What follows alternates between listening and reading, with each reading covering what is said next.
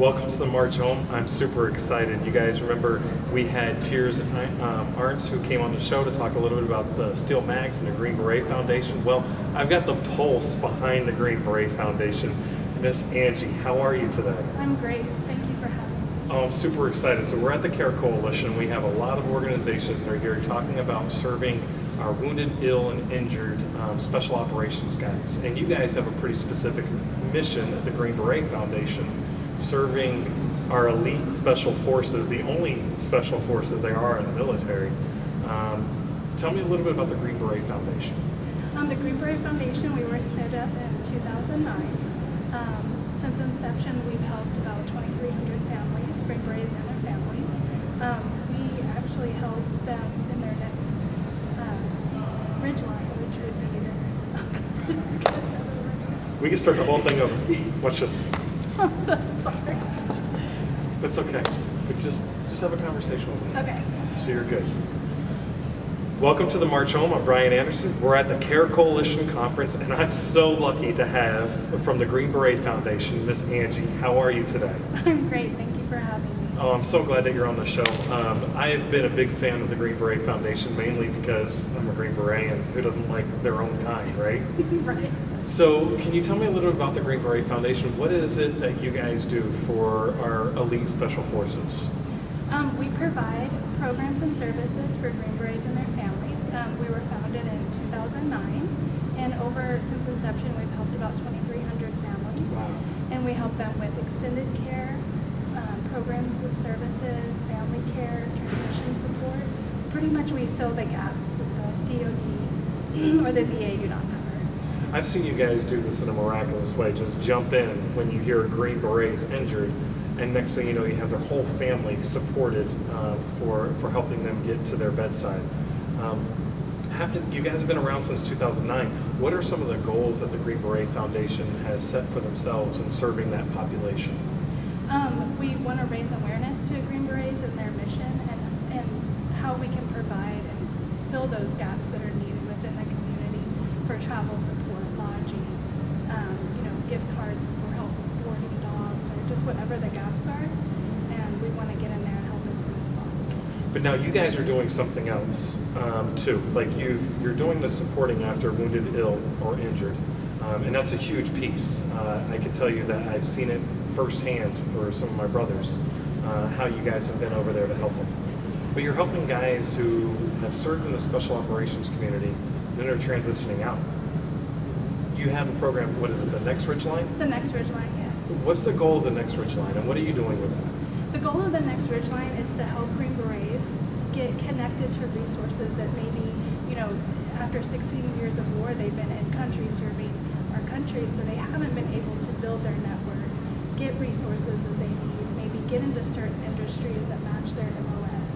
Just provide them the tools to be able to be a successful transition from team room to the boardroom, basically. Are you making those connections at the Green Beret Foundation? Are they reaching out to these organizations and finding different pathways for the guys? We've been building momentum to where big companies are actually reaching out to us saying that we want Green Berets, they're leaders, they're problem solvers, they're self-starters. We want them to apply the same, qualities that they have in country to their companies. Why did the Green Beret Foundation start? It started because Aaron Anderson, he's our founder, he was wounded, and when he got to Walter Reed, he saw that there was some gaps, that weren't being filled. Everybody thinks special forces, they have the most support, when in actuality they probably had the least. We're serving, our guys are in over 110 countries at all times, and that's probably the lower end of the estimate, but we have to support them in what they're doing, so. 110 countries right now as we're doing this interview, at the Yes. low end of countries that Green Berets are in. Correct. And there's only about 6,000 Green Berets that are on active status. Right. They're holding down the fort, so conventional forces aren't having to carry that burden, and our guys are covering that burden multiple times over 16 years of war. So. Wow, that's amazing. So it's not just Iraq and Afghanistan and Syria. It's not just the Philippines. That's 4 countries? Yes. Wow. All over the world. That's amazing. So you have the Next Ridgeline. I've met Jen Paquette. Yes. And Jen Paquette is a force to be reckoned with. She is. And she's the executive director. She runs this shop. What's her passion? What's the reason why she does what she does? She is passionate about our mission because her husband is a Green Beret as well, who was injured. And she too also saw the gaps in support for our guys and their families. And that's why she founded the Steel Mags as well, because she saw that there is a need for the spouses to get together and help provide resources to their husbands, or just talk about the needs and share ideas and get that knowledge out there. So we've talked about the Steel Mags on the show before when we had Tears on the show. But can you tell us a little bit more about what the Steel Mags are and what their purpose is?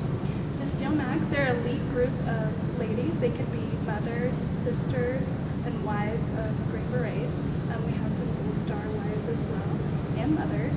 And basically we have like an online forum that we help, everybody gets connected. We have 8 chapters that are set up in country where they can talk and, talk about the issues, like I said, and support each other, and support their children as well. So I've got to brag about this. The Veterans Alternative and the Steel Mags got the partner for a summit this summer. We had 19 Steel Mags there. We did. Tell me a little bit about what that experience was like. And that was at St. Leo University, right down here in the Central Florida area. So what was that experience like for you? And how was it for the women? That was the first time you all came together. Yes, because a lot of these ladies have only met virtually because of the logistics of where they live. So it was great for ladies to get together, and kind of share. The guys kind of have their brotherhood. This is kind of like a sorority, a sisterhood, to where they could finally meet each other, get together, talk, and hug one each other, and just connect through your program was amazing. I've never seen anything like it. I think it was one of the first of its kind. It was the first of its kind. I've not heard of a sorority coming together for a retreat like that, military sorority coming together for a retreat like that ever. It was fun. It was definitely fun. And it wouldn't have happened if it wasn't for you. Oh, thank you. That's no, the my truth. whole team, actually, we all helped, and your team was amazing in helping us put it together. And I still utilize the therapies that were given to us and on a daily basis. So let me ask, you were able to bring everybody together. What was that for the Steel Mags? Like, what is it now, 5 months later? 5 months later, they're still talking about how wonderful it was to get to meet and just, share their experiences, realize that they're not alone. Like sometimes the Green Berets, they feel as if they're alone. And sometimes the ladies do too, so this is their chance to still, use the resources that your foundation provided, and it's just a great experience. So the Steel Mags is really a support arm of the Green Beret Foundation. Really, it's a support arm of the Green Berets they serve. Correct. The Green Berets that they're married to, they're Green Berets. So what's next for the Steel Mags? What's the goal that they have in mind? Probably looking out, we would love to set up a chapter in Landstuhl in Japan as well. Those are Wow. kind of in the future. We would definitely love to extend out to those guys and girls to help get them support while they're in different countries. So would this be the first ones that you have overseas? Correct. Wow, that'll be huge. So you guys are going global. Local. Is the Green Beret Foundation already found in some of those areas? Yes, we do. We help guys, in Landstuhl all the time. Yep. We help fly families over when they're needed, or in Japan, we support a lot of stuff for First Group in Okinawa. So we definitely have a big GBF footprint. So it's going to be awesome to add the footprint as well for the Steel Mags. So the Green Beret Foundation, you're developing the next Ridgeline. It keeps on building, Correct. and you're having people reach out to you. What's the goals that you have for the next Ridgeline as it continues to grow? Our goal is to help, like I said, take Green Berets from the team room to the boardroom and really apply. They're the most elite soldiers in the world. So this is So I'm always excited when the CARE Coalition Conference comes around. And I found some things useful this time around Right. as well. What did you get out of this year's CARE Coalition Conference? I love to hear what's going on in SOF, what's coming, the 5-year plan, what's going forward, and what plans are to support our Green Berets and families more. What I saw a lot this year is talks about TBI and PTS and what we can do to help fill those gaps, maybe provide So traumatic brain injury and post-traumatic stress and some of the ways that we can help guys overcome those issues. They also talked a little bit about transition itself. Correct. So did you see spectrums where the Green Beret Foundation can help and assist with the CARE Coalition? I did. We actually spoke a little about it, so I want to get to know more about what they're doing, where the Green Beret Foundation can maybe step in and help cover some of those financial burdens. Yeah, it's so awesome to think about the organizations that are out there supporting our elite warriors. I got to tell you that every interaction that I've had with you, I've been blown away. Because I think you're a special person. Oh, and thank you. You've helped out with so many different situations, personal teammates who've passed away. Why do you do what you do? I just love the community. I love supporting, Green Berets and their families. I just like being able to help them. I've always said when a Green Beret asks for support, you need to help because that's hard for them to ask. And I don't want that to have to be a hard ask. It should be a conversation, and I should be able to extend help to them and them not feel like they have to ask. So I think that's really important that we feel like any Green Beret can call us and say, hey, I need assistance for, X, Y, and Z, and I should be able to step in and help. Or if I can't help with that specific thing, I can find another foundation or contact I can link them together and they can help if it doesn't fit in our mission. The great Angie, I got to ask you, if someone wants to reach out to the Green Beret Foundation, how do they get in contact with you? The best way, if they need support, would be to go to greenberetfoundation.org and put a request in through our support line. And then they can also find Green Beret Foundation on Facebook. I see you're very active on there. Yes, we have a great Facebook following. We also have the Next Ridgeline on Facebook as well, so you can ask to be a member or apply to be a member in our program for your Green Beret. And then the Stomags as well. You can get on the website and ask to be part of the Stomags. I can't thank you enough. Guys, the CARE Coalition Conference, each year it happens, and we have great resources like the Green Beret Foundation coming together with the other organizations we've been able to interview. It's each year, it's right here in the Tampa Bay area. Find out ways that you can support some of these great organizations. The Green Beret Foundation is one of the very best. Thank you so much, Angie, for being on the show. Thank you for having me. Hey there, it's Andrew Campanella with National School Choice Week. And even though I run National School Choice Week, I'm also a resident of Florida. And I'm excited to tell you about a great event being planned by folks here in Florida and in particular in Pasco County.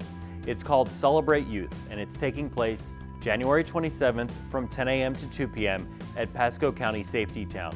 It's a community-based School Choice Week event, and it will feature rock climbing, a petting zoo, a bouncy house, food vendors, and free family fun for so many people, thousands of people. I have the opportunity to see thousands of different events planned all across the country during School Choice Week. And I can tell you that this event on January 27th will really put Florida in a positive light. This state is already doing so much to provide effective education options for kids, and events like this that invite everybody from the community to come and visit are ways that families can learn more about the school choice options available for their kids. So if you can, sponsor this event. By sponsoring this event, you will help get even more families out to it so they can learn about the options available to them and their kids have more educational opportunities. So January 27th, 10 a.m. to 2 p.m., Celebrate Youth at the Pasco County Safety Town. Thanks so much.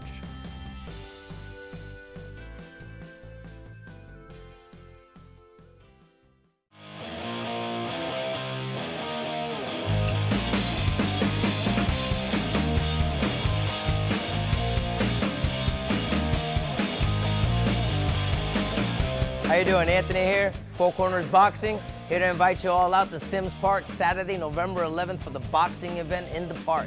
6 to 8 p.m. Be there.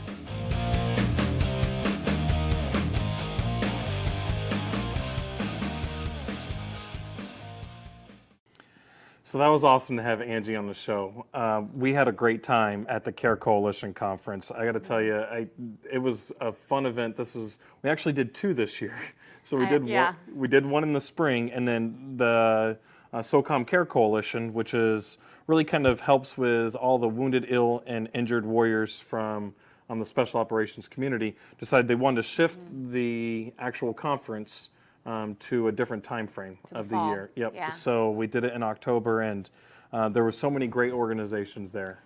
It's really neat to see all the organizations come together at one place, yeah. We had the Darby Project, and we had the Camaraderie Foundation on an episode prior to. Right. And then we've, interacting with the Green Beret Foundation, Red Circle Foundation, Yes. the Tim McGraw Foundation was out there. Is it The Tim Tug McGraw. Tug McGraw Yeah. Foundation. A lot of the organizations that we get to work with on a regular basis were out there, and then we had some great informative presentations from various leaders when it came to traumatic brain injury. They've actually got a process now where they can take a brain and they actually look for CTE and examples of CTE in various combat warriors, similar to what they've done, said NFL players. It's just interesting how they're researching and studying the implications of traumatic brain injuries on our warriors today. It is. So the Care Coalition Conference was a great hit. You saw Angie, absolutely amazing lady. The Green Beret Foundation is an organization that I absolutely love and have supported for a long time. They've supported me. The Care Coalition itself, I went to a great program at the university or Stanford University because of the Care Coalition Conference. And that was several years ago. 2014 is when I went through that. Right. So great advocates, great people that are helping, and honestly, I think they have something right when it comes to transition. And transition is something we always talk about with our veteran base, right? Yes. Yeah, it is. So when I talk about transition, I think about all the guys that I've served with.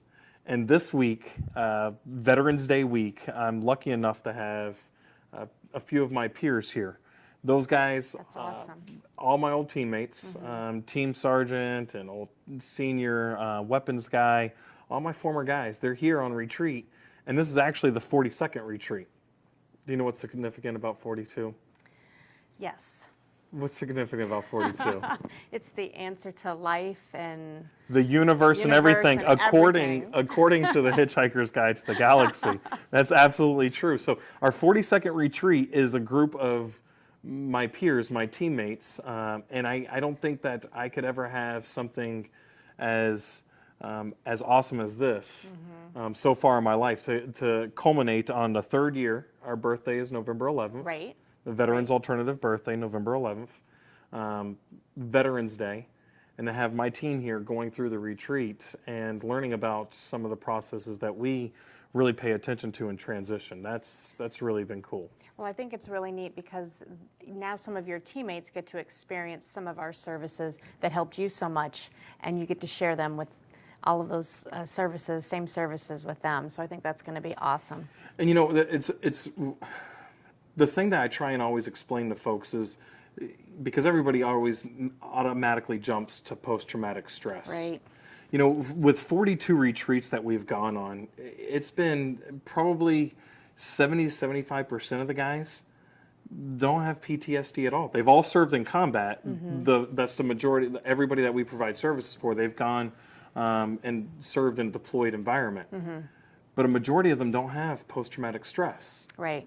It's transitional anxiety, transitional stress. It's adjustment after war and after military service. And from what you've said, that most of our servicemen and women, they could benefit from these treatments that we offer. That the PTS is not necessarily, it's not significant enough. It doesn't need to be there. Well, that diagnosis. So I think there's been something that's happened. There's been a lot of overdiagnosis of post-traumatic Right. stress, right?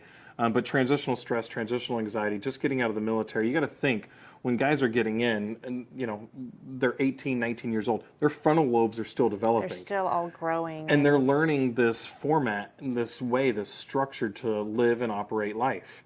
And then when they leave, that format, that structure is no longer there. They're in the Right. civilian world. There's a lot of changes. And some of the biggest changes in life are getting a new house, Right. moving, Managing a payment now. Managing bills. managing bills, A household.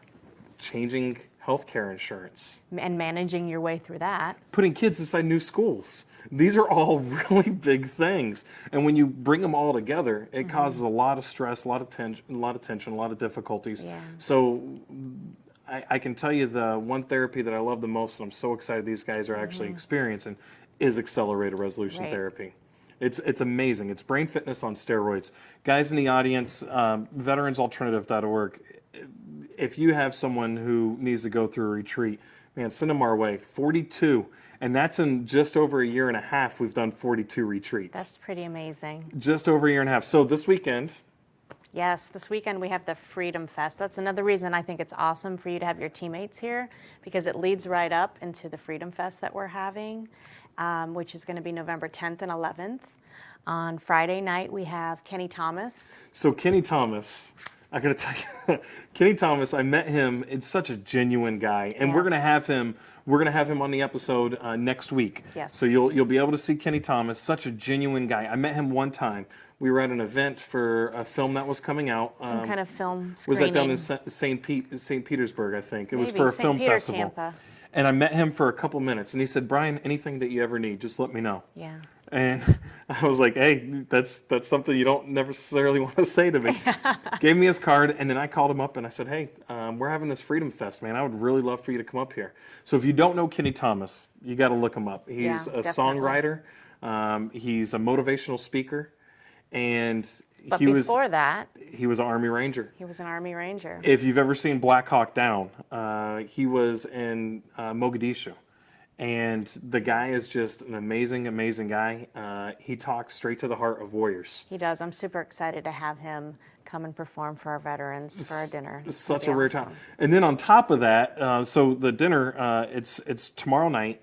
And what's great about it is we only had space for so many people that are able to go. We have all these veterans, all these warriors, military personnel Right. that we've been able to invite to this meal, and Columbia Restaurant. Yes, they have agreed to come out and cater our entire event for that meal for the veterans. So that's going to be awesome. What a great way for the city of Newport Richey, Sims Park, to say thank you to our veterans. And honestly, I have to throw this out there. All the organizations that have supported the Freedom Fest, Friendly Kia, big ones, AARP, yeah. Florida, they came in.